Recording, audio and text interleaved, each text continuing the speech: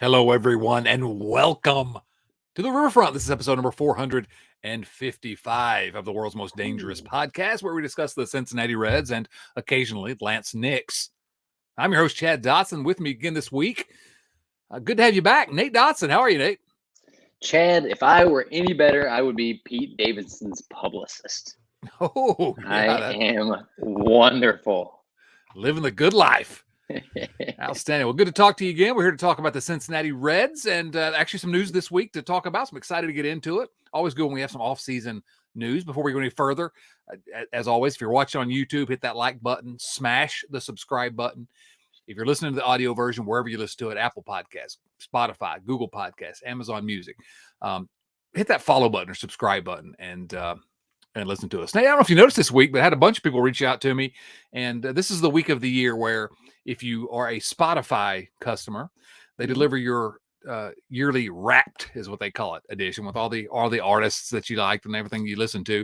And I had several people reach out and say, "Hey, look, the Riverfront up here, listen to the Riverfront more than any other podcast, or top 2-3 podcasts I listen to." I really appreciate any of you that do that. Send it to me on Twitter or drop it in the mail. Just put a stamp on it. Fax it to me if you're living in 1986. But I don't know, Nate. I thought that was pretty cool. I appreciate everybody doing that.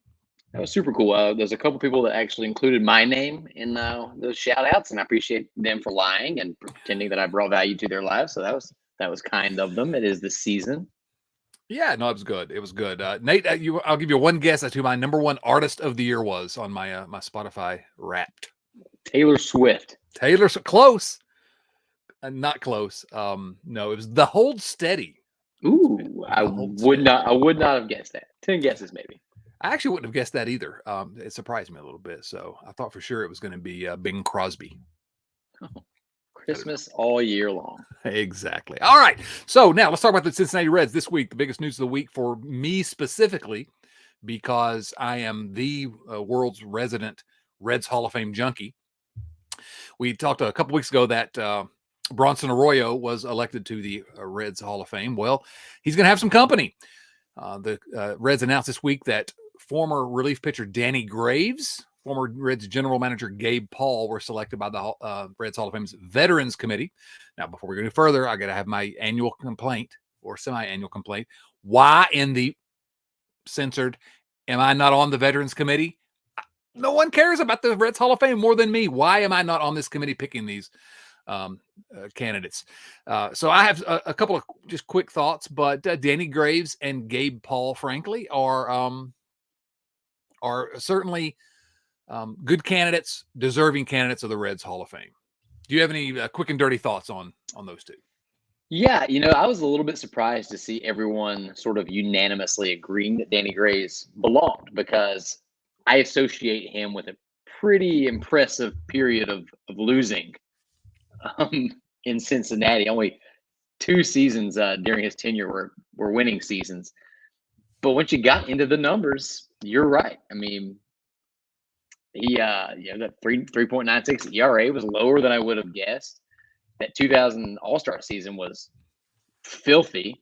And he's got some of the other little peripherals too. He's the only Vietnamese-born MLB player, which is really, really cool. And he just kind of held a spot down for Reds teams that had to have somebody out there, and he showed up. He showed up every night. And yeah, at the end of the day, I came around. Well, I'm hesitant to even mention it, but it's what colored my opinion of Danny Graves for a long time was the way it ended with him. It was a really ugly departure, and he flipped off a Reds fan, and it was really nasty ending. But I started this project at my newsletter, chaddotson.substack.com. Go subscribe for free. But I started this project this off season that I'm calling the Big 101, and it's the 101 greatest players in Reds history. And I made it up to number 92, I think, at this point. But when I went through and made the list, I was surprised. Danny Graves ended up being number 101 on my list. And I was like you, once I started looking into the numbers, I was surprised at how good he was. I mean, 9 seasons with the Reds, all-time saves leader in Cincinnati, far and away the highest total of saves in franchise history. 2-time All-Star. His first 5 full seasons with the Reds, he was one of the best relievers in baseball, 140 ERA plus. I mean, I just think that number one on my 101 list could have gone to a lot of different people, but Danny Graves was deserving. Gabe Paul was the Reds general manager from 1951 to 1960. They broke the color barrier at that time, adding Chuck Harmon and Nino Escalera in 1954. Then Nino Escalera, yeah. That's exactly right. As you would know if you'd read The Big 50, the Minute Moments that read about the what was that book's name? Gosh, anyway. So he a lot of talent from Latin America came in during that time. He signed or acquired Frank Robinson, Tony Perez, Pete Rose, Gus Bell, Jim Maloney, Jim O'Toole. So I think a deserving candidate. Yeah, some other cool little notes. He was the youngest GM in the league when he took over the position, 41 years old. 56, he was named the Sporting News Executive of the Year after the Reds won 91 games and the season attendance topped 1 million for the first time. And then, interestingly enough, at least I found it somewhat interesting, the team established their Hall of Fame during his tenure. Yeah, so anybody deserves to be in the Hall of Fame. It's the guy created the thing. He laid the first brick. The only thing I'll say that I think is impressive about Gabe Paul is this: he's the only general manager in Cincinnati Reds history to actually wear leather pants. Oh no, wait a minute. I'm hearing from the home office. That was actually Jim Bowden. I'm sorry, I was confused. Jim Bowden wore leather mistakes pants. Yeah.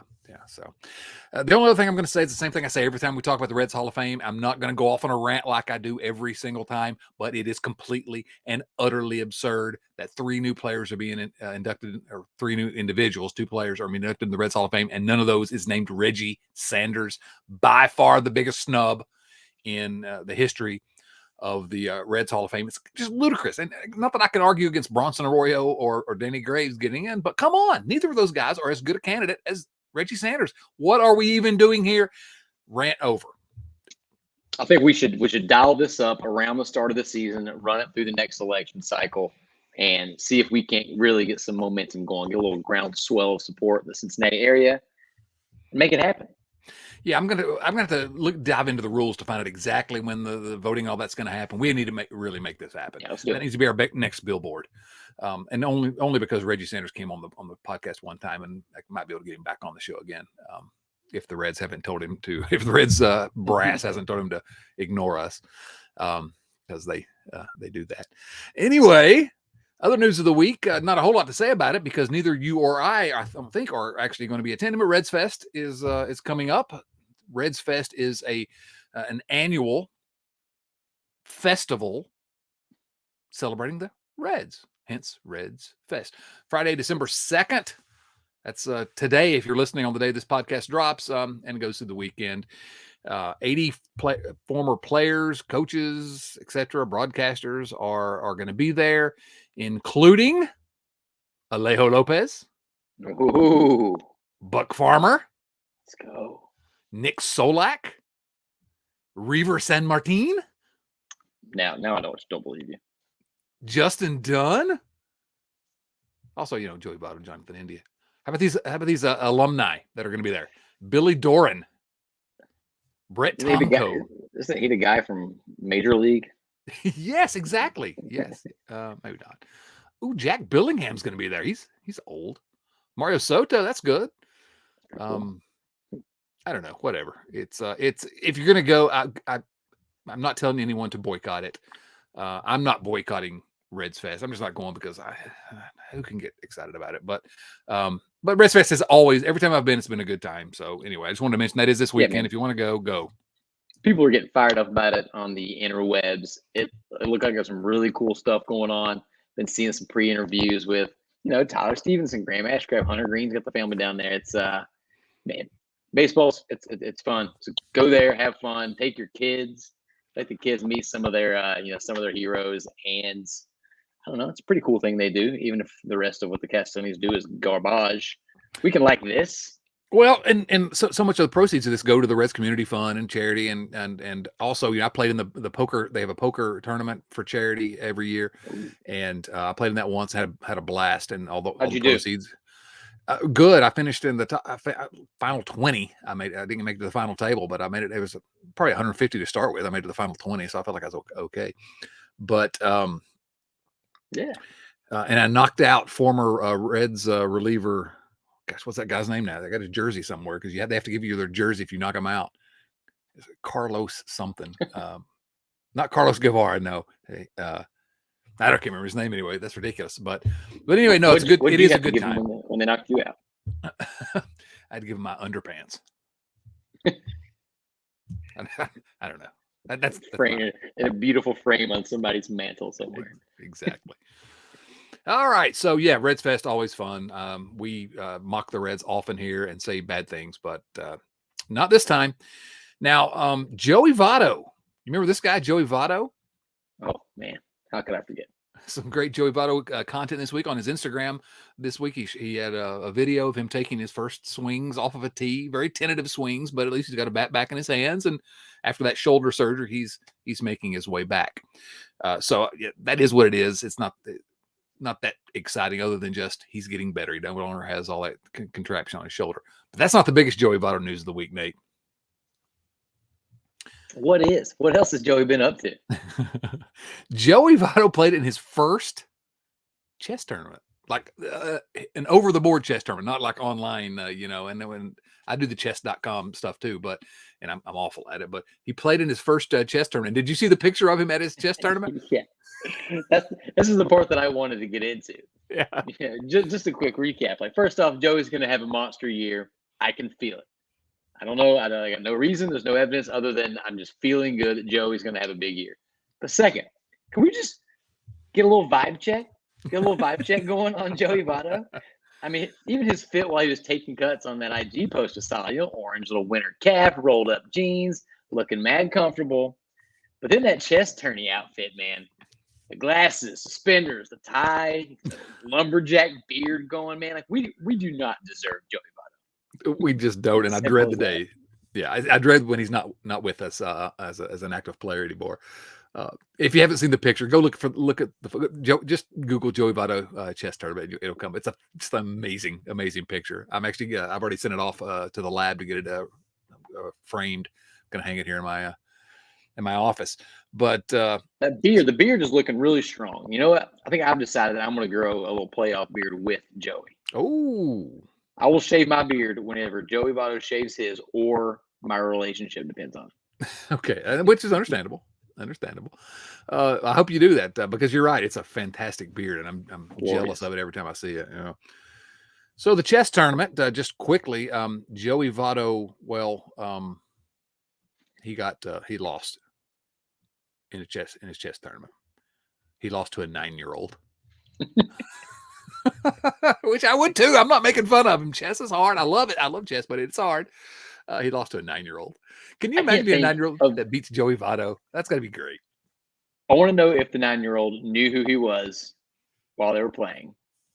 Also, I can't think of a single other professional athlete that puts himself out there in that way.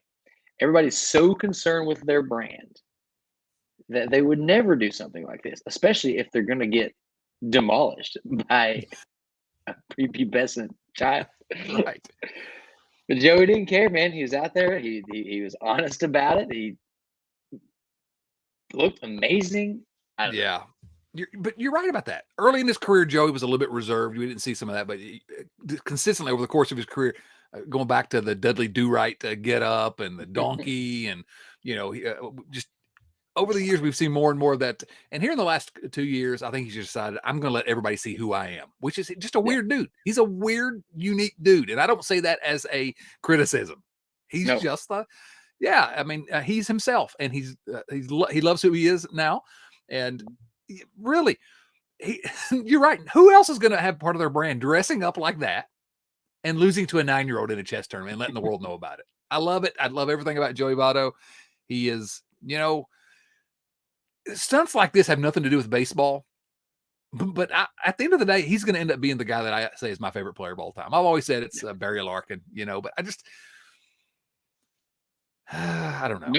No players with careers like his, like they don't endear themselves to you more in the last few years of their career. It's always what they did early on in their prime. That's true, actually. That's and interesting. then you live with him, so you have to be pretty rough.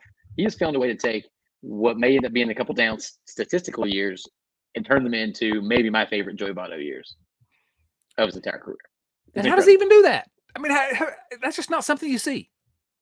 I don't know. I love it. I am just thank you, Joey Votto, for being Joey Votto. All right, other news of the week. Actually, before we do that, before we get off of Joey's chest tournament, we did have our first viewer mail question of the week was about this. So let's go ahead and answer the first one. This question comes from our buddy Rich Thompson. These viewer mail questions, as always, come from our friends at patreon.com/riverfrontcincy. That's patreon.com/riverfrontcincy, where you too can support the podcast. Gentlemen, I recently read that Joey Votto entered his first chess tournament and got knocked out by a 9-year-old. With that said, how do you think Joey will respond moving forward with his chess career ambitions after being humbled by a preteen? Will he go down as an obscure, less than memorable / unremarkable chess player who only played on Sunday afternoons in local parks, or will he rebound and become a grand master? What do you think, Nate? You got any thoughts about Joey's future chess career possibilities? If Joey Votto wants to become a grandmaster, if he sets his mind to becoming a grandmaster, I'm not going to tell him it's not going to happen. I'm not going to doubt the guy, especially when he comes out and hits 40-plus bombs this year. So, I mean, he can do anything. Joey Votto can do absolutely anything, and there's just no question about it. So, yeah, we're counting on him being an international grandmaster. Joey Votto. There, if you're watching on YouTube, you can see the picture of Joey Votto with the beard and the suspenders and the tie. That's him at the chess tournament. Oh, that's glorious. I have it on good authority. That's also Carlos Guevara. They're beside behind him a little bit. Was it? Oh, let's go back to the picture. Is that Carlos? That can't figure out how to. TMZ said it's Carlos. He's checking out the open bar. He's got a hat, a Reds cap on. Looks like, but he can't figure out how to connect it at the back. Or you got what is that? A ponytail? Maybe I can't tell if just somebody can't figure out how to connect the bat in the back. Or the hat. Speaking of Carlos, real quick, not baseball related, but I think he just had another child. So congratulations to Carlos. Really? All this on the Twitters. The only time Twitter was worthwhile. So congrats, Carlos. Congrats to your family. Glad everybody's healthy and safe. That's awesome, brother. I've largely been away from Twitter in recent weeks, and so I hadn't seen that. Yeah, congratulations, Carlos. Really happy for you. All right, so other news of the week, and we'll kind of run through these pretty quickly because there's not a whole lot to say about them necessarily. Aristides Aquino, our friend, former outfielder, he signed with the Chunichi Dragons of the Japanese league, $1.2 million, 1-year deal, with also a signing bonus of $300,000. So $1.5 million for Aristides Aquino. Good luck to you. Godspeed, Aristides. I hope you do well. I hope you throw out lots of Japanese players at the plate, not because they're Japanese, but just because mostly that's who you're going to be playing against. All right, I don't even know what I'm saying there, but I hope you keep doing what you're doing. Yeah, I kind of got out on a ledge there. I didn't know how to escape. I don't know what I'm talking about here. You know what I mean? Good Lord. It's like I'm sitting here playing cards with my brother's kids or something. You nerve-wracking sons of. Anyway, cracking me up. Aristides, can we get back to the topic, Nate? Quick, get me off topic. Yeah. Anything you want to say about Aristides? I hope go get him, man. I hope he hits 1 million dingers over there. I even hope he figures something out and comes back and finishes out his career in the major leagues. But I'm not gonna lie, I'm glad that he won't be patrolling right field a Great American next season. As much as I'm gonna miss him, tossing darts to gun dudes out at home during 6-2 losses to the Pirates. Yeah, good luck to him. I have no bad things to say about Aristides. $1.2 million, man. I mean, that's if you're smart about it, your family's now set. Good job. Yeah, go get that money for as long as someone will give you money to put on a uniform. Go do it. And the guy never did anything but try as hard as he could for the Cincinnati Reds. Was he good? No. Was he? He did some good things, but we're always going to have that August Player of the Month of his rookie year, and good for you, Aristides Aquino. I do expect that by August the 17th, he'll be back in right field for the Reds. That's my prediction. Reds signed a catcher, Nate. They did indeed. Was it Tucker? No. It was not Tucker, and there was some chatter this week that the Reds might be something that we've talked about here on the show. Go get Tucker Barnhart back. Let him be the backup to Tyler Stevenson. No, they signed Luke Mail And actually, I presume that's how you pronounce that. Now I'm looking at it, it has to be. Myla. Myla, Luke It's Myla. Chinese. Yeah. You would know. You lived in China for years, okay? True. Luca Myla, whatever, 1-year deal to catch for the Reds, $1.175 million. Now, what this means is a couple things. Number one, this is your backup catcher. The Reds are not going to go get anyone else. This is the guy. They have to go get more AAA depth because, as we saw this year, you can't have too much depth at the catcher position. They're going to have to still fill out the some of that roster depth. But here's your backup. The other thing is it continues a long tradition of the Cincinnati Reds signing local guys. Mm-hmm. Male is Covington Catholic High School and University of Kentucky. And, is he good? No. Is he a legitimate big league backup catcher? Yeah, I think so. And so, what more are you going to say about a backup catcher? I don't object to it. Probably better than the backups they had last year. And so there you go. The Reds are a 99-loss team now. Yeah. Just in a vacuum, he's posted a positive WAR 4 of his 7 seasons. He's probably better than most backup catchers in the league. So any way you shake a stick at it, he's better than every non-Tyler Stevenson option they trotted out last year. Sure, no question. He can't hit very well. That's why he is a backup catcher. Right. So I think that, it's not going to make the Reds a playoff team, but it does make the team better at that position than they were at any point last season. Yeah. Decent arm.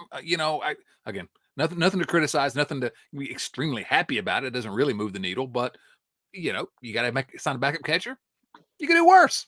I'm just looking, man. If you got a picture of yourself as a child wearing a Reds uniform, sign me up. Yeah, absolutely. We want all those guys. So we'll be rooting hard for him.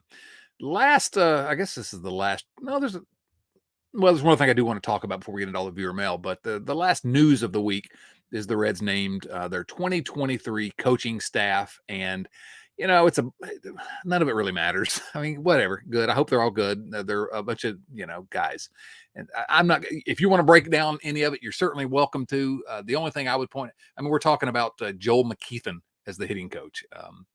It's like a made-up last name, by the way. No, I think that sounds like the character on 1980s sitcom Facts of Life.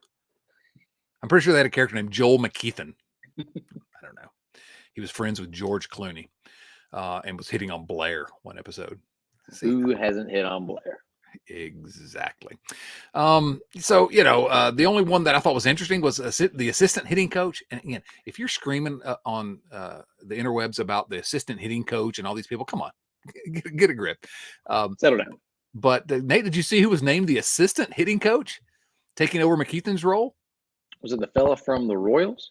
No, it was the fellow from the Pittsburgh Steelers. Oh, that's right. Terry Bradshaw. Terry Bradshaw, Hall of Famer. Hall of Famer. Also star of the major motion picture Failure to Launch. A major motion picture actor. Yes.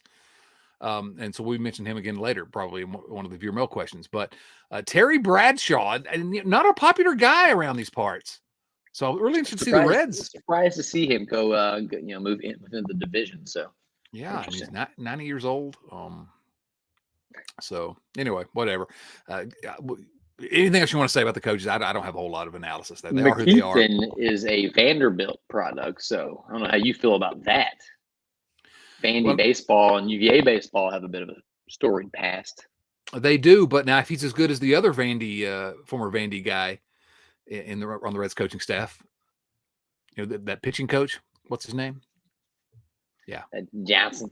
Yeah, that dude's a Vandy guy as well. I like him a lot. The only other thing that might warrant mentioning is that, and I don't know if it's how true it is, how legit, or if it's just the Nick Krall spin cycle, but they were giving McKeithen credit for Brandon Drury's turnaround and saying that he has kind of been that guy behind the scenes, working with some of these players who, like Drury, outperformed their careers. So if you're looking for something to get excited about, I guess that's it. Well, listen, and that's the reason why I don't really want to go too deep on the analysis, because we don't really know. I hope that's the case. He's 31 years old, and he's been a minor league hitting coordinator with the Tigers. He's been the assistant hitting coach with the Reds. So he's clearly got some talent. He's impressed some people around the league at his age to be able to work into a position like this. So I don't know. Again, I'm happy to criticize the Reds every time they deserve to be criticized. Here, maybe they deserve to be criticized, but there's not enough on the surface for us to say that. It's fine. Whatever. It is what it is. These are assistant coaches. And you mentioned Carlos Guevara for the third time, I guess we're going to mention him here today, because I did actually dip into Twitter for a brief moment just today. And I saw him say something about that everyone needs to hear, which essentially, if you are complaining about assistant hitting coaches and even hitting and pitching coaches in the big leagues, by and large, you're an idiot, because almost no one in the big leagues really truly needs a hitting coach. Now, they need him maybe to kind of sand off some edges or whatever, but you don't need somebody teaching someone to hit in the big leagues. That happens way before, so it's kind of a different job. Most yahoos that watch the game think about the guy that taught them to hit in Little League. Hey, get your elbow up. Get that elbow up. That's how you're gonna be a good hitter.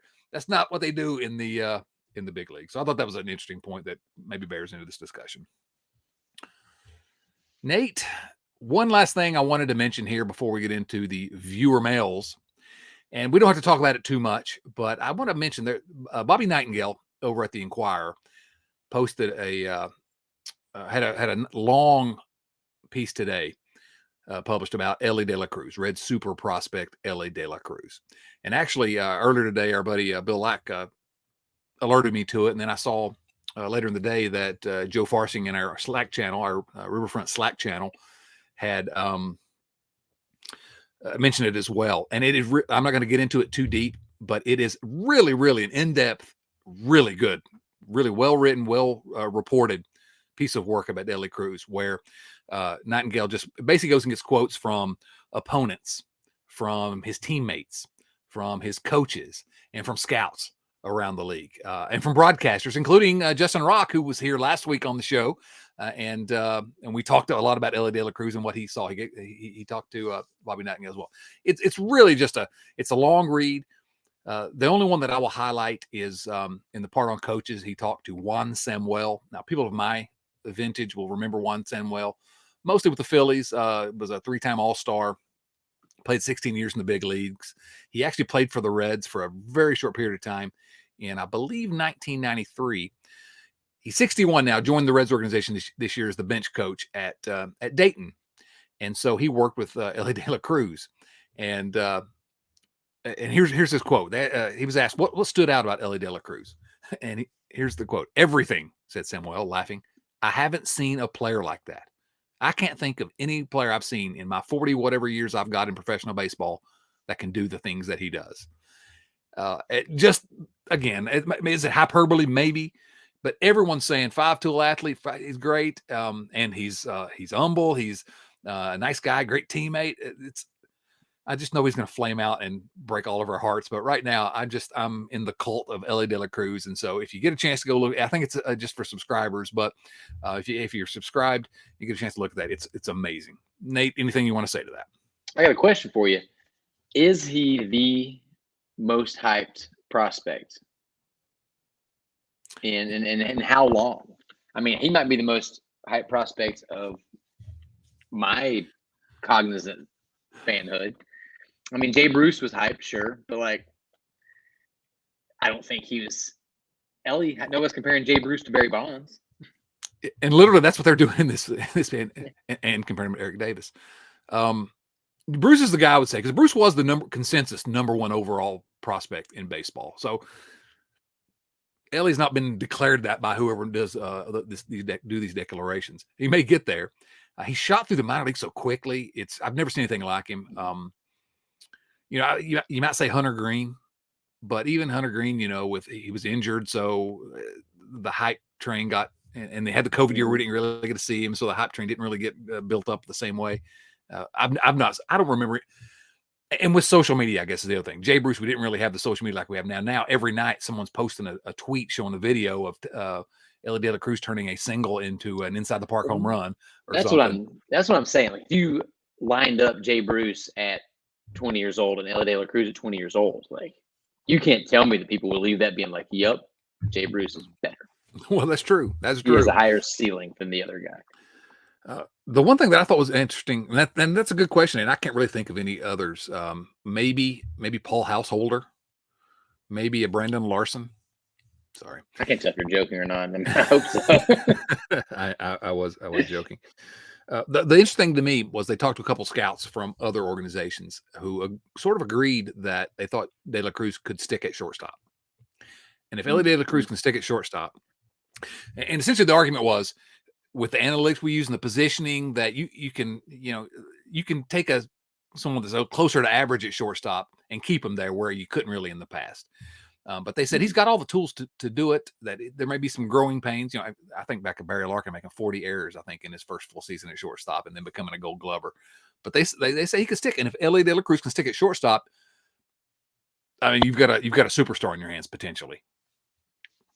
He could be the next Nomar Garciaparra. Oh, no, man. From your mouth to God's ears. Nomar. All right, Nate, you want to answer some viewer mail questions? Yes, please. All I've ever wanted.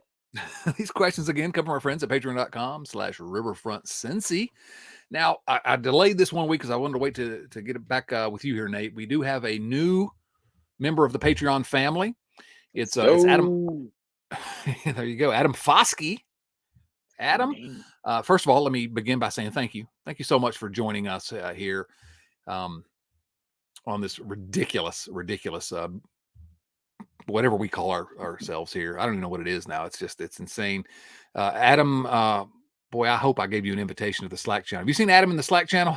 I think I have, but I can't remember. Nate's going to check right now. I'm just now thinking I'm 99% sure I've even talked to him in there.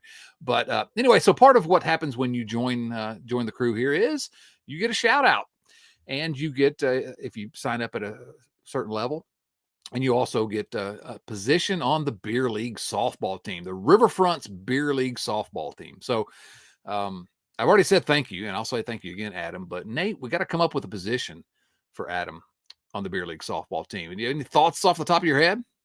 I went with a quick gut reaction on this one, and I went with a hits for average, high average, slick fielding second baseman who leads the Riverfront Chucklehead Beer League in double plays. He turns mean double plays with Harris shortstop. Interesting. That's what I got. Well, I hear the name Adam. 790 on base percentage. Oh, now that's not bad. That's not even for a beer league softball team. That's not bad. I was thinking middle infield as well. I couldn't decide where I was going, but I was going to say I was leaning towards a utility middle infielder. You can play shortstop, play second, but I think I like what you've got there. Slick fielder, maybe even in the Brandon Phillips mold in some ways. Would you think that? I like that, but I'm not going to welcome someone into the Patreon family and then be like, also, you're a utility man. We'll see where you end up. That's true. Although. All right. Well, so Adam, thank you. You're our new second baseman. Whoever we've given second base to in the past, sorry, you've been replaced. And in that spirit, we have a question from Rex Scott. Rex asks this: Chad and Nate, can we get a whole roster review of the beer league softball team?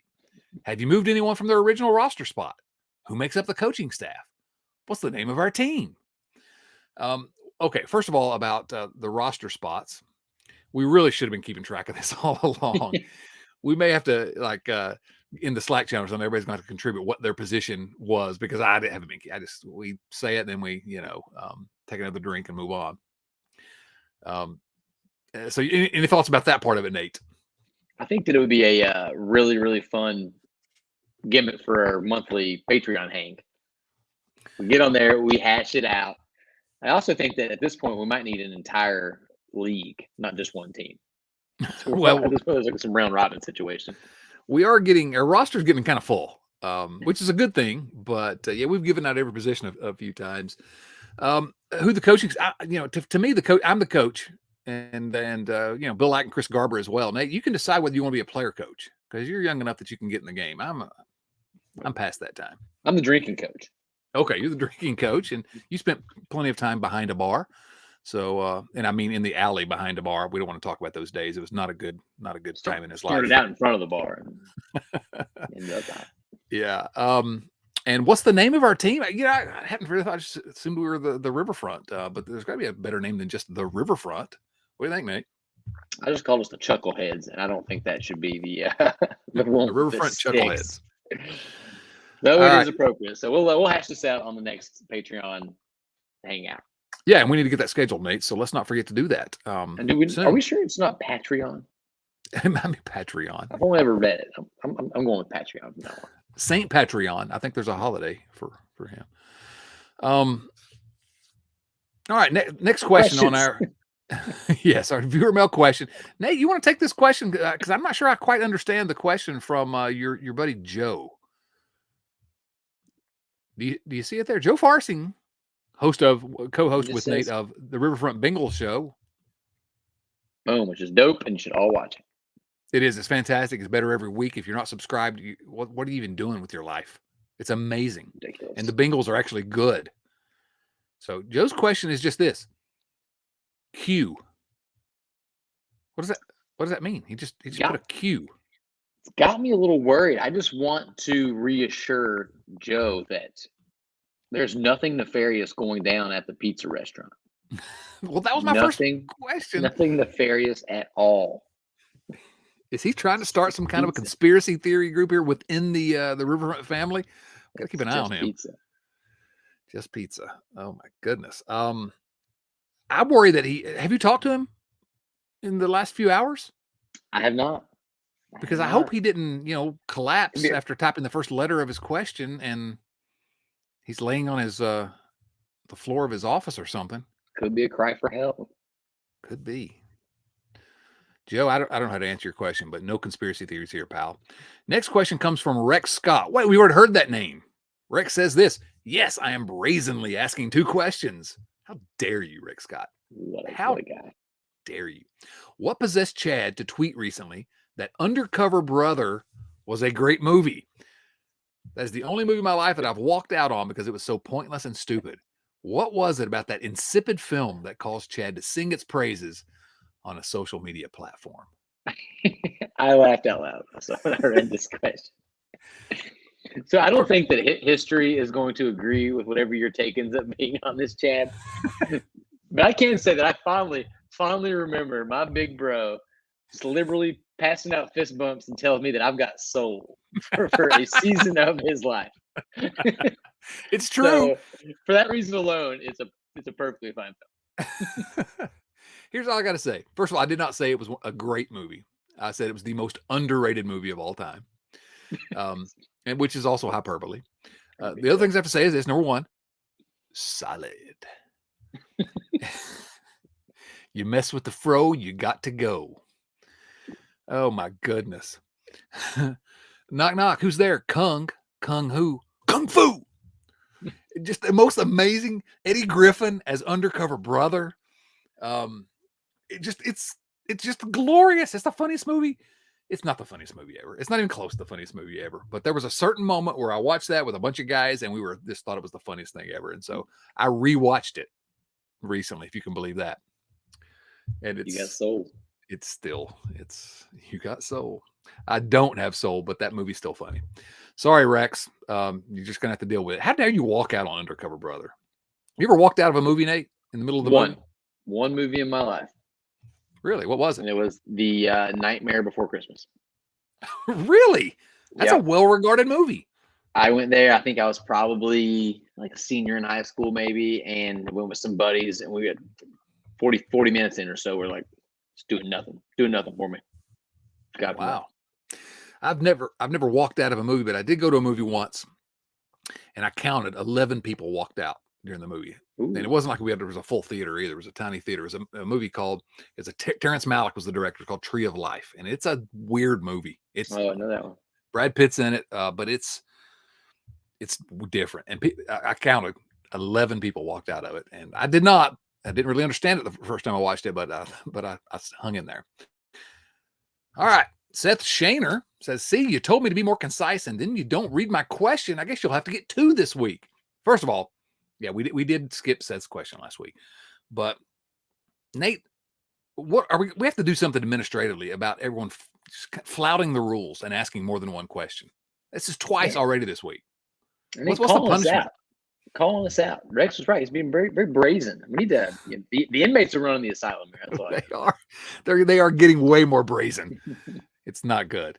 Seth asks this: First, I'm sure you've talked about the $30 million influx of cash the Reds are getting. I have not, and what he's yet. What he has talked, because I was waiting for this question to discuss it. Disney paid Major League Baseball $900 million is to pay them this week for the remainder of the Major League Baseball's advanced media money. Essentially, the BAMTech is what they call it. MLB.TV, all that kind of infrastructure. They sold it to Disney some time back. This is the final 15% of it. So now MLB owns none of that. So it's $900 million. Each team gets $30 million of that, which means the Reds are getting an influx of $30 million. And which, let me finish this question and before I make my dumb joke. I read that the Players Association will be monitoring what clubs do with the money. Is there any more glaring indicator of the owner's power than the fact the players really can't do anything about what money is spent? Well, the owners do have all the power. I think you're right, Seth. What's going to happen with this money? You know what's going to happen with it? Nothing. And it's going to go in. It's going to go into, they'll tell you maybe they're investing it in. I don't know what they're not going to tell you anything. Actually, they're not going to say a word about it. And you're never going to see that actually get spent on the, at least not this year. So where does it go? Goes to the bottom line, I guess. Nate? I don't really want to go too much deeper into this. I agree. We harp on this exact issue within our respective fandom just about every episode. So I don't think we're breaking any ground for any listeners here. But I just want to say I get people choosing to be optimistic and get excited. This is sports. It's entertainment. It's supposed to be fun. But this blind faith and excuse making for ownership is pretty frustrating to watch. If I wasn't on Twitter, I would never hear about it. So I'm actually at fault here. Just don't get on Twitter. But yeah, it's not going to go to the team. All we're going to do is go in with no expectations and hope the 2023 Reds make a Gordon Bombay-esque Mighty Ducks run and capture the title. Yes, cannot wait to watch the movie about their 2023 Reds season. It's going to be amazing. Yeah, that's all I want to say about that. Seth, thanks for the question, but the money stuff bums me out. So his second question, which is the question from last week, he says, greetings from Hollywood Studios. Are you still at Hollywood Studios? You were last week and still this week, Seth Shaner? He said, with that in mind, what's the most roller coaster season you can recall? Mine might be 2006, he says. So first of all, Nate, do you like roller coasters? I want to know if Seth is stuck at Hollywood Studios. Ooh. Can he come home? Is he on the Tower of Terror? Is he trapped forever? I do like roller coasters, except the one time when I was a little hungover, and me and the better half made a pit stop at Six Flags, and let me tell you, 3 roller coasters in, and I was ready to admit that it was a bad decision. Oh, the roller coaster was a bad choice. It's so damn hot. Milk was a bad choice. All right, I love roller coasters. Absolutely adore them. That's all I'm going to say. The most roller coaster season, that's a tough question because how you define that. But I think Seth suggests 2006, and I started thinking about it. And I couldn't come up with any better than that 2006 season. That was we talk about irrational optimism. Maybe that was a year that I was really all in on the Reds. I thought this is going to be the year. They had an offense that I just thought was going to score boatloads of run, and all they needed was a pitching staff to kind of be okay. They had, they had a Bronson Arroyo and Aaron Harang, a great top 2, frankly, at that time. And then after that, they had a guy named Eric Milton, Elizardo Ramirez, Brandon Clausen, Kyle Loesch. So the pitching wasn't good, but the hitting was so good that I thought this is a team that has a chance. And then, they started out pretty well. Let's see here. The hitters on that team, before I go into what happened that season in terms of the schedule, Adam Dunn, King Griffey Jr., Austin Kearns in the outfield. Young Edwin Encarnacion had a really good year that year in 117 games, 276 average, 359 on base, hit 15 homers. Felipe Lopez was at short. Former Reds All-Star Felipe Lopez. Young Brandon Phillips, 25 years old. First baseman Scotty Hatteberg. So a really, really kind of fun team. Ryan Friel was on that team, played in 132 games. Just a lot of fun. They finished the season 80-82, but they started out well. They were spent 23 days in first place. They as late as August 24th, they were in first place, but then they finished the season, and they were as many as 12 games over 500. They finished the season 2 games under 500, and in third place. They just absolutely fell off a cliff at the end. So I don't know if it was a roller coaster, but it was definitely highs and lows, peaks and valleys within one season. And it was a fun season for a long time because had convinced myself by August that finally the Reds are, and it had only been 7 years only since the 99 team that was in the race. But I thought, here we go. We got a good team. And then it ended with just incredible disappointment. So Nate, any thoughts about that team or any other?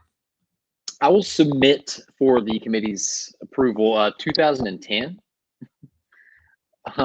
They weren't exactly expected to run away with the division by any means. And then halfway through the year, they're playing pretty well. They got a big giant brawl against the Cardinals. I think they got swept in a 4-game set.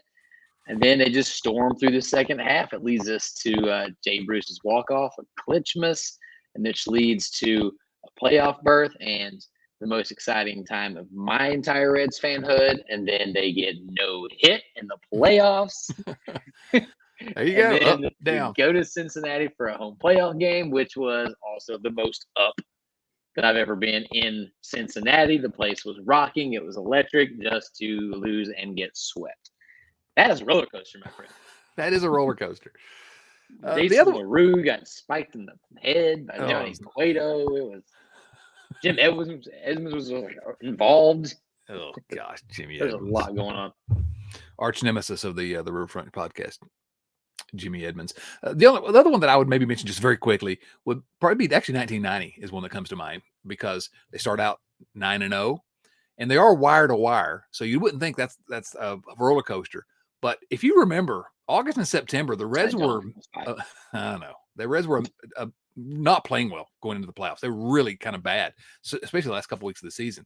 And so the expectations coming out, the Reds going to the playoffs, but I don't think there were many expectations at all because of how poorly they've been playing it down the stretch. And then, of course, the great playoffs. So up, down, up. That's a good, fun question. Next question comes from James Urban. James says, what's the greatest Christmas movie of all time? What is the greatest Christmas movie of all time? And to answer that question, Nate, I am going to refer to you as a cotton-headed ninny-muggins. You call me worse. That's on Christmas morning. You've called me worse. That's no doubt true. The best way to spread Christmas cheer is singing loud for all to hear. You know what movie this is? It's Elf, baby. Elf, starring the brilliant Will Ferrell. I just like to smile. Smiling's my favorite.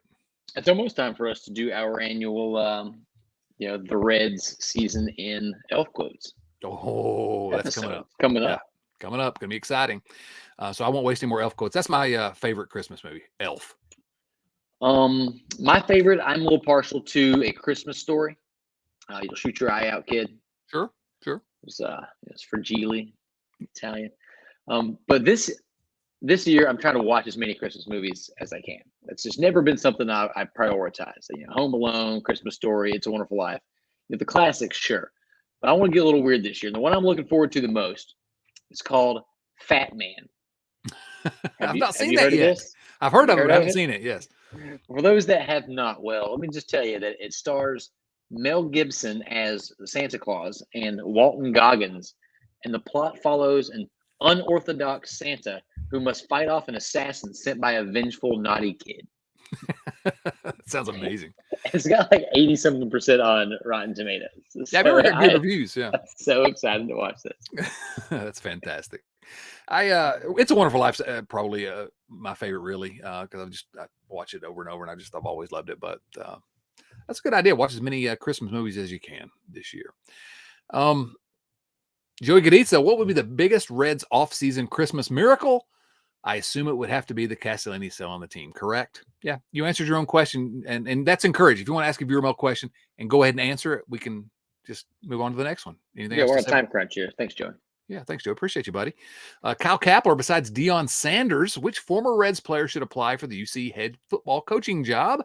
Also, the Reds will sign Will Myers next week at the winter meetings. I'd be fine with that, Kyle. Bring it on. And sort of actually kind of fits with where the Reds are in this cycle. But which former Reds player should apply for the UC head football coaching job? Of course, Luke Fickell, fantastic coach, leaving the University of Cincinnati, moving on to Wisconsin for a huge payday. Some talk about Deion Sanders, which I don't think is going to happen, but it'd be great if it did. I mean, he's done a great job. The other one I can think of is who's another former Red that played football? Adam Dunn. It's got to be Adam Dunn. I think we're on the same page here. Yeah, bring him back. There you go. No other answer than Adam Dunn. Agreed. Absolutely. Last question of the week comes from our buddy Hooper Powell. Another movie question. This is World Cup week, and the teams are full of bad actors. So who are your favorite actors? And if we have time, who's your least favorite actor? Well, that's an easy one for me. But so favorite actors and least favorite actor. I'm assuming we're talking about current actors, Nate. Is that the way you took this question? I didn't see this question, so I'm going off the cuff here. Okay, that's right. This came in just under the wire. That's right. I added this late, so I'm going to go ahead and I'm going to vamp for a minute here and let you think a little bit. My favorite actor, the greatest actor. Really, I've kind of said, are we thinking about all-time actors? In which, Cary Grant, John Wayne probably in the mix, or just current actors. So I went with current actors, but my favorite current actor, actually, as it turns out, is the greatest actor of all time as well. So it could be either of those categories. And I'm talking, of course, about action star Jason Statham. Jason Statham is the most amazing actor. He's perfect in every way. I have I don't know what to say. Go watch Snatch, and you'll understand. Jason Statham. Maybe some. I guess I could think of some honorable mentions. I like that Leonardo DiCaprio. I like Brad Pitt, Margot Robbie, Amy Adams. How about that Tom Cruise? Everybody likes Tom Cruise, right? He's a nut, but man, he's fun to watch on the screen. Yeah. Who else? You know who I like? I like that Emily Blunt, married to the Office guy. She's pretty good. Who else? I don't know. That's a pretty good cross section, I think. Nate, what do you think? Any others? My two favorites that I want to throw out. My number one is Daniel Day-Lewis. I'll watch any and everything Daniel Day-Lewis does. I think he's the best actor I've ever seen. I'm a big Cillian Murphy fan. Oh yeah, that's a good one. Love that guy. And Oscar Isaac is the other guy I want to throw out there. What about Ryan Gosling? You got any love for Ryan Gosling? I don't have any hate for Ryan Gosling, but he's not at the top four. I give Ryan Reynolds if we're gonna have to pick a Ryan. Well, if you're talking about Ryan Reynolds is the guy you want to hang out with. He seems fun. I like him. Great movie star. I don't know, but yeah, I'll take Ryan Reynolds. What about least favorite, Nate? Least favorite movie star? I am probably gonna go with Shia LaBeouf because it's fun. It's fun to say LaBeouf. It is fun to say that. There's no question about that. There's only one answer to that question, and longtime viewers will know what we're saying going here. It's Mark Ruffalo. Yeah. Oh, Mark Ruffalo. It's the worst. All right, we got to end on that one. Go watch Snatch, starring Jason Statham and Brad Pitt in a strange role for Brad Pitt. One of my favorite movies of all time. It is. It's fantastic. It's directed by Guy Ritchie. Just amazing. Final thoughts for us here, Nate? That's it. Boycott Mark Ruffalo this holiday season. Please boycott Mark Ruffalo. Thanks to everyone for listening and supporting the Riverfront. Please remember to subscribe to the show either on YouTube or in your favorite podcast app. You can find us on Twitter, Instagram, Facebook at Riverfront Cincy.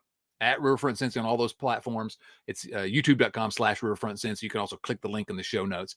And then once again, just want to say a huge thank you to our supporters at patreon.com/Riverfront Cincy. This show would literally not be possible without the support of our Patreon family. And so we'd love for you to join in all our weirdness that's going on over there. So just click that link in the show notes or go to patreon.com/Riverfront Cincy. All right, for Nate Dotson and Lance Nix, this is Chad Dotson saying so long, everyone.